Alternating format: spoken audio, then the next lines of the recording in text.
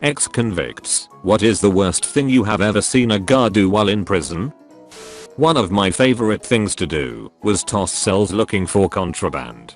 It was like a treasure hunt to me. I always was very respectful with inmates' stuff. It could be what most would perceive as nothing, but I respected the inmates' belongings as I would want someone to with mine. If they had a clean locker, I would move things and then arrange the on their bed or another already searched area neatly so, when they returned to their cell, they could put things back neatly and efficiently. I had prisoners requesting that I do their checking when it came time. I did my job well and was known for finding a fair amount of contraband. Now I had a co-worker who took what you might call the opposite approach. If he could break, ruin or destroy property, he did with glee. He'd open food packages, accidentally spill, throw out photos or anything of the sort. I watched him throw an inmate's legal folder in the toilet, and in a separate incident, tear up photos of an inmate's kids. He was in a hole. I reported him naturally, but was basically told that I should appreciate his tenacity. I only lasted 6 months in that environment, and was glad to switch roles to being the GED teacher, which was way better. I won't say where and when, but when I arrived, the staff opened 2 cell doors to an empty day room floor. My cellmate, not having much to do except be nosy, stared out the window. It happened quickly, but he immediately recognized what was going on, and matador crap, here we go again. I went to look. From one door appeared a one-armed skinhead who walked towards the only other cell open. A kid, alone in his new cell, poked his head out to see why they cracked his door. He saw the skinhead and froze up. The skinhead pushed him inside and freaked him up. I later found out it was staged fighting by the guards. I was in prison for 2 years, found guilty of mugging. I didn't do it. It was my sister, and had a cell to myself. I'm a 24-year-old woman, and at the time was 16. The guard by my cell would always try and flirt with me and would come into my cell and touch me. Fast forward about 8 months. Maybe 12 AM. Everyone else was asleep, and to my dismay, so was the night guard. That officer opened my cell and quietly crept up on me in my sleep.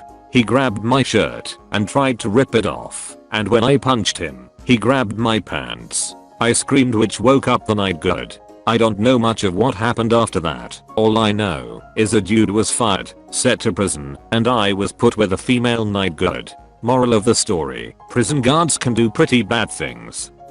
My post is kind of late, but I got out of prison in upstate New York in October.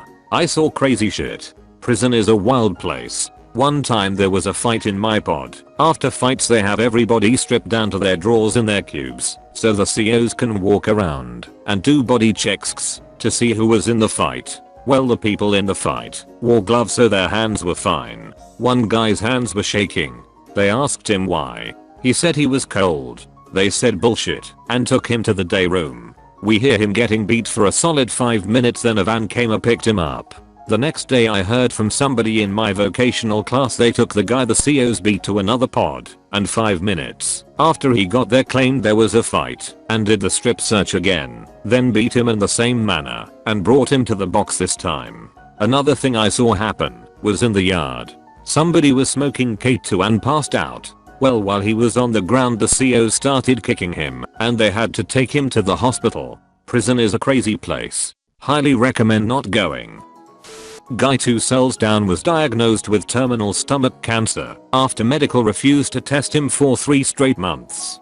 Basically, if they tested him when he went into medical, it wouldn't have been terminal and they could treat it. Instead, it spread to his lungs and several other vital organs. That's just the start. One night, he starts crying out in pain. Said his stomach had ruptured and he was in the worst imaginable pain. It took his cellmate several attempts to get a guard to listen, and after some of them come up to check on the situation, they took a wheelchair from another inmate and told this guy to get into it. He couldn't move, let alone get up, so they had to haul him into the chair, then call the medical staff and have the inmate try to explain the situation to them. Medical staff said he was lying and ignored the situation. The guards, not sure what to do with a man moaning and crying out in pain non-stop, decided to lock him in one of the common rooms overnight and ignore it.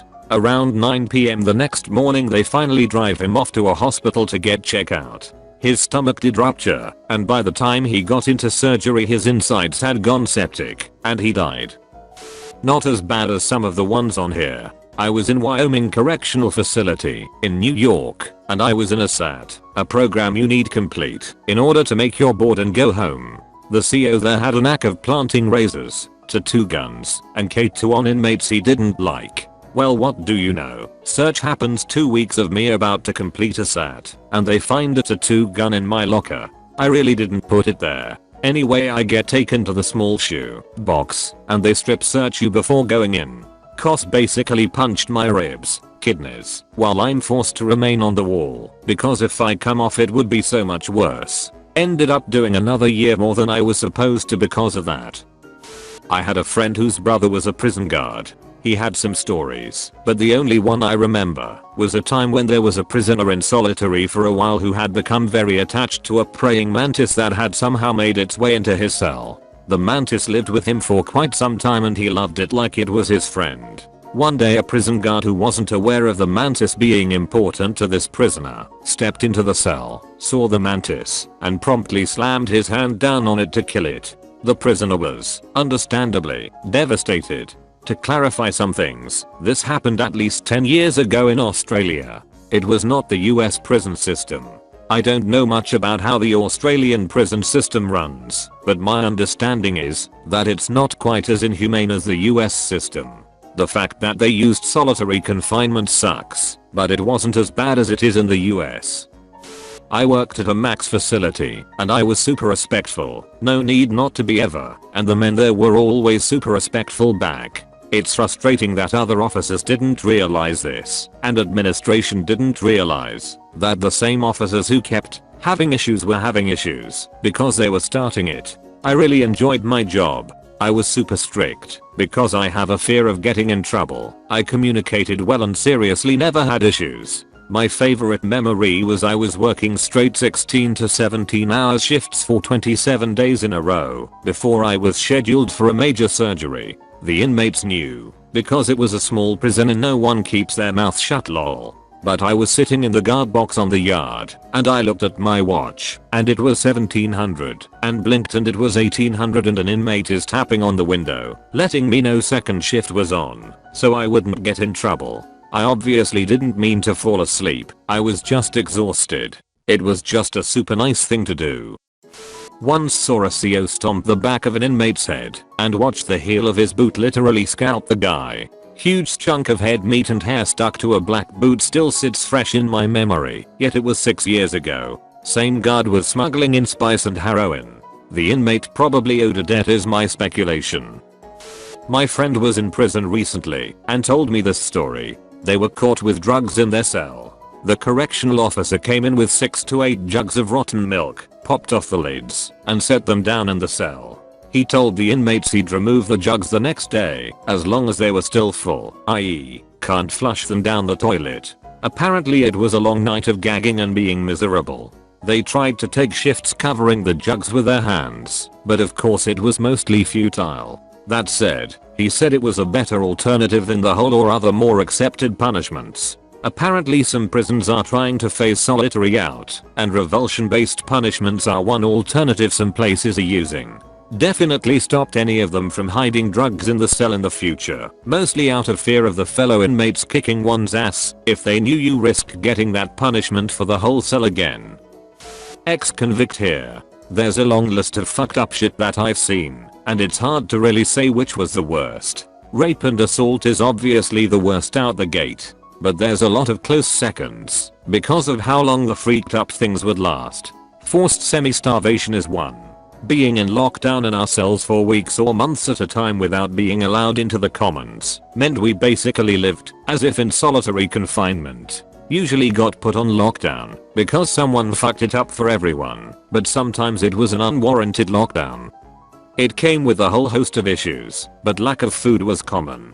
Meals were passed through the doors on trays during lockdown. Accidentally forgetting 3/4 of the meal portions on specific trays, or forgetting certain cells trays completely would mean that an inmate would get just enough food to survive, but would be slowly starved. It was usually just a specific CO who had a grudge against a specific inmate vs a collaborative effort, but knowing that you're going to not get at least 2 of your meals for the day and having no alternative way to get out of your cell to procure food for weeks at a time was awful. There was also something we called tile therapy. It was when a CO would decide that you needed an attitude adjustment and would do a takedown, tackle, to restrain you to take you to solitary or your cell instead of simply cuffing or even verbally escorting you. If an inmate fully warranted it, it was not referred to as tile therapy. Tile therapy specifically referred to the hyper-aggressive, completely unnecessary, and violent nature of the takedown in proportion to the offense that determined the need for a takedown.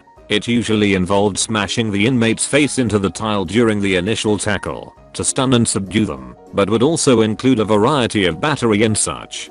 For example, a CO once broke an inmate's jaw from slamming his head into the tile floor so hard during one such takedown. I don't even remember what the dude supposedly did, because it was something so minor, like not having his uniform shirt tucked in. And there was just so much coercion and manipulation and shit in general.